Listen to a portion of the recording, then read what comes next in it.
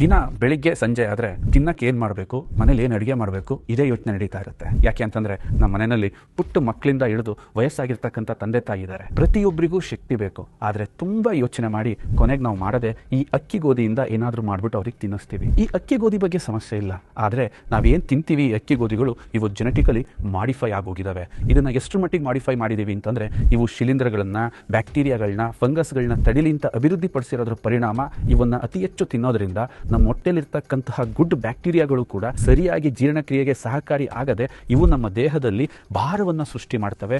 ಜೊತೆಗೆ ನಮ್ಮ ರಕ್ತವನ್ನು ಗಟ್ಟಿಯಾಗಲಿಕ್ಕೆ ಸಹಾಯನೂ ಕೂಡ ಮಾಡ್ತವೆ. ರಕ್ತ ಗಟ್ಟಿ ಆಯ್ತಾ ರಕ್ತ ಸಂಚಾರಕ್ಕೆ ತುಂಬ ದೊಡ್ಡ ತೊಂದರೆ ಉಂಟಾಗುತ್ತೆ. ಅದರ ಪರಿಣಾಮ ನೂರಾರು ಹೊಸ ಥರದ ಕಾಯಿಲೆಗಳು ನಮಗೆ ಸೃಷ್ಟಿ ಆಗ್ತಾ ಹೋಗ್ತವೆ. ಎಷ್ಟು ಆಹಾರ ತಿಂದರೂ ಸುಸ್ತು ಅನಿಸುತ್ತೆ, ಮೈ ಭಾರ ಅನಿಸುತ್ತೆ, ನಮಗೆ ಬೇಕಾದಂತಹ ಗುಡ್ ಹೆಲ್ತ್ ಸಿಗ್ತಾ ಇಲ್ಲ. ಯಾಕೆಂದರೆ ಈ ಕಾರ್ಬೋಹೈಡ್ರೇಟ್ಸ್ ಏನಿದೆ ಇದು ನಮ್ಮ ಆಹಾರದ ಪಿರಮಿಡ್ನ ಬೇಸ್ಮೆಂಟ್ ಅಂತ ಕರಿತೀವಿ. ಈ ಬೇಸ್ಮೆಂಟ್ ಸ್ಟ್ರಾಂಗ್ ಇದ್ದರೆ ಮಾತ್ರ ಅದ್ರ ಮೇಲೆ ನಾವೆಷ್ಟು ದೊಡ್ಡ ಬಿಲ್ಡಿಂಗ್ ಬೇಕಾದರೂ ಕಟ್ಬೋದು, ಏನು ಬೇಕಾದರೂ ಕಟ್ಬೋದು.